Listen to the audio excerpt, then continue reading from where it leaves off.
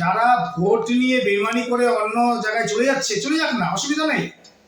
ওরা চলে গেলে আমাদের জনসাধারণের কোনো ক্ষতি নেই। জনসাধারণরা মমতা ব্যানার্জির সাথে আছে, রয়েছে, থাকবে ইনশাল্লাহ।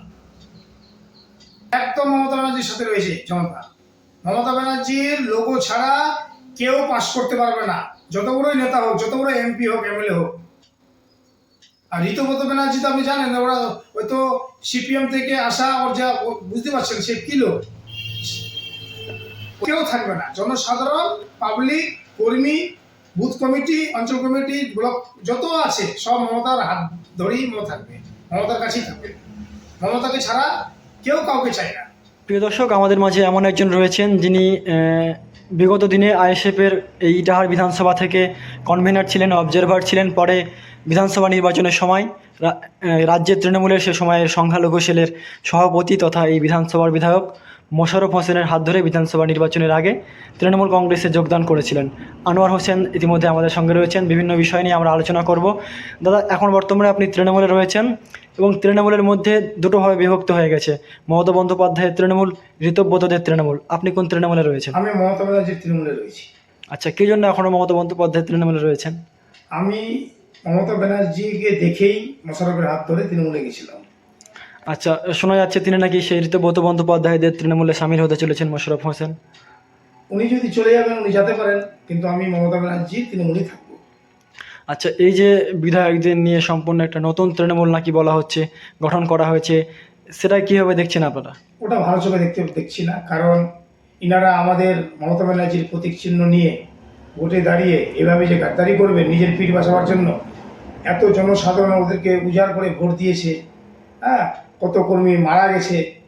যেমন আমাদের ইটাহারে আমরা দিনরাত খেটে মোশাররফকে পাশ করিয়েছি, আর মোশাররফ যদি এখন নিজের পিঠ বাঁচাবার জন্য আমাদেরকে ছেড়ে অন্য তৃণমূলে চলে যান তো যেতে পারেন। আমরা কর্মীরা মমতা ব্যানার্জির সঙ্গে আছি, থাকবো। আচ্ছা, তো আগামী দিনে মমতা বন্দ্যোপাধ্যায়ের সঙ্গে তৃণমূল রয়েছেন? 100বার মমতা ব্যানার্জির সঙ্গেই থাকবো।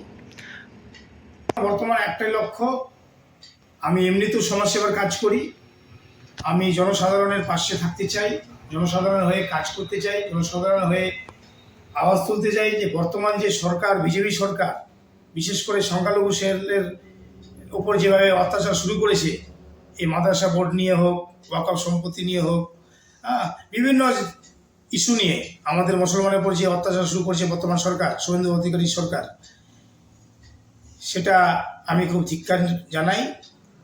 ইটাহারের মাঝে আমি মমতা ব্যানার্জির তৃণমূল হয়ে, মমতা ব্যানার্জির যারা সৈনিক আছে, যারা মমতা ব্যানার্জিকে দেখে দলটা করে, তাদেরকে উৎসাহ করব যে আপনারা মমতা ব্যানার্জির সঙ্গে থাকুন, মমতা ব্যানার্জির তৃণমূল হয়ে কাজ করুন, একসাথে থাকার আহ্বান দিচ্ছি। আচ্ছা, শোনা যাচ্ছে নাকি আপনার কি বলে পুনরায় আপনি সেই পুরনো দল আইএসএফে যোগদান করতে চলেছেন?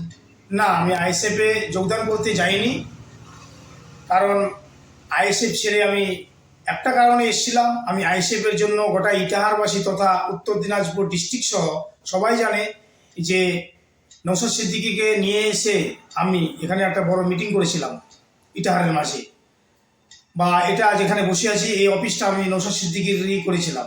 কারণ আইএসএফের তখন আমাকে কনভেনারের দায়িত্ব দিয়েছিল, পরে আমাকে আপনারা দেখেছেন, হ্যাঁ, ফুরফুরা শরীফ থেকে আমাকে অবজারভার ঘোষণা করা হয়েছিল ইটাহারের দায়িত্ব। কিন্তু আমি জানতাম যে বিধানসভায় আমার টিকিটটা কনফার্ম আইএসএফ পার্টি থেকে, কিন্তু আমার জেলার যে কনভেনার বাপি সোরেন, তাকে বহুবার বলার পরেও আমি রেসপন্স পেলাম না যে এই টিকিটটা কেন হচ্ছে না, যার জন্য আমি আইএসএফে পুনরায় যাব না। এটা আমার একদম মেন সিদ্ধান্ত।